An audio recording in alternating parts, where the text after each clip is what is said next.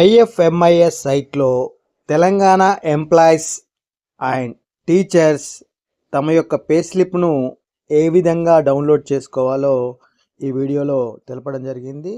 Video skip కాకుండా చూడండి. ముందుగా మనం గూగుల్ ఓపెన్ చేసుకోవాలి. గూగుల్లో ఐఎఫ్ఎంఐఎస్ పే స్లిప్స్ అని టైప్ చేసి సెర్చ్ నొక్కాలి. చూడండి, సెలెక్ట్ చేయను. మనకు ఫస్ట్ వన్ రాగానే ఐఎంఎస్ పే స్లిప్ ఈ విధంగా మనకు స్క్రీన్ పేజ్ ఈ విధంగా కనబడుతుంది. నేను ఇక్కడ ఎంప్లాయీ కోడ్, నా యొక్క 7 digits ఎంప్లాయీ కోడ్ ఇక్కడ ఎంటర్ చేస్తున్నాను. చూడండి,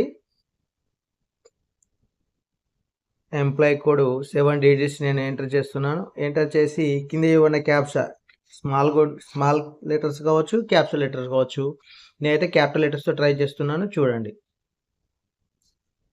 సెర్చ్ నొక్కుతున్నాను. ఇప్పుడు కింద ఇవ్వన్న సెర్చ్ బటన్ నొక్కగానే నాకు ఈ విధంగా డీటెయిల్స్తో పాటు సెండ్ ఓటీపీ అన్న రిక్వెస్ట్ అడుగుతుంది. మనం నొక్కగానే ఏదైతే మనకు ఐఎఫ్ఎంఐ సైట్లో మన ఎంప్లాయీ ఐడితో లింక్ అయిన ఫోన్ నెంబర్కి ఓటీపీ వెళ్ళడం జరుగుతుంది. చూడండి, సర్వర్ ఒక్కొక్కసారి బిజీ ఉండి కూడా ఓటీపీ రావడంలో లేట్ ఉండవచ్చు.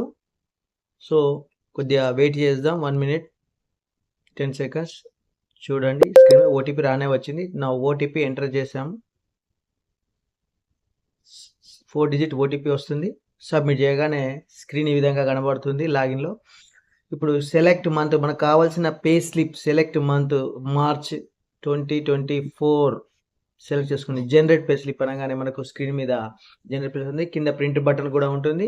దీంతో మనము ప్రింట్ తీసుకోవచ్చు, పీడిఎఫ్ కూడా సేవ్ పీడిఎఫ్ కూడా చేసుకోవచ్చు. నేనైతే సేవ్ పీడిఎఫ్ చేసుకున్నాను. చూడండి, ఈ విధంగా ఈజీగా సేవ్ చేయగానే మన యొక్క మొబైల్లో డౌన్లోడ్ సెక్షన్లో మన యొక్క పే స్లిప్ అనేది డౌన్లోడ్ కావడం జరుగుతుంది.